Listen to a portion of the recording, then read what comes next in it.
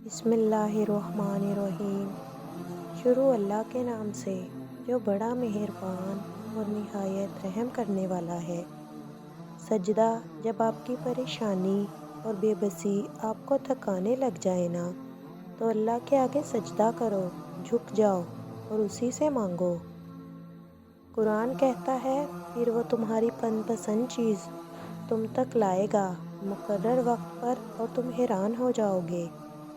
اللہ فرماتا ہے سب کو چھوڑ کر اندھا اعتبار کر لو مجھ پر، یقین کرو میں اپنے وعدوں کا بڑا سچا ہوں۔ بابا بابا کیوں نہیں ساری دنیا آپ جیسی۔ بیٹی کی ذات اگر مقدس نہ ہوتی تو حضرت محمد صلی اللہ علیہ وآلہ وسلم کی اولاد کا سلسلہ بیٹی سے نہ شروع ہوتا۔ پسند کی شادی، بیٹی جب پسند کی شادی کا کہے تو اسے بے حیا اور برا نہ کہو۔ پسند کی شادی بیٹیوں کا حق ہے اور ہمارے نبی کی سنت بھی۔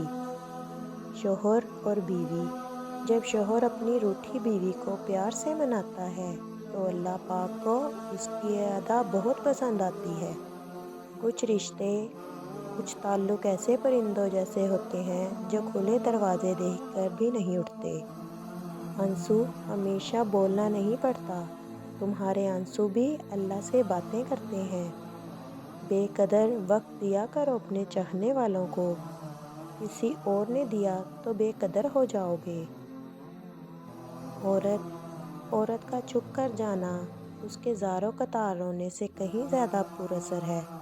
عورت کا دوپٹہ عورت کتنی بھی خوبصورت کیوں نہ ہو وہ پیاری دوپٹے میں لگتی ہے۔ بھروسہ، رشتوں میں بھروسہ اور موبائل میں نیٹ ورک نہ ہو تو لوگ گیم کھیلنے لگتے ہیں۔